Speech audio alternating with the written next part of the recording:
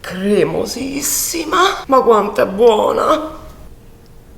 Ingredients: spaghettino, lime and gorgonzola. I got you. We're making a lime broth. We're taking this to a boil and then we're using the broth of lime to cook the pasta straight in the pan, just like the risotto. And now spaghettini in the pan directly. We're cooking them slowly with the lime infusion until they take on all the flavor.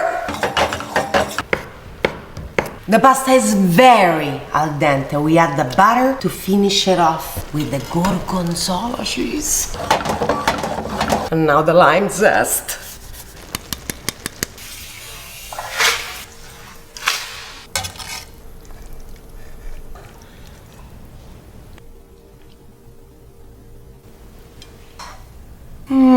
Just gorgeous, just like you are. Mwah!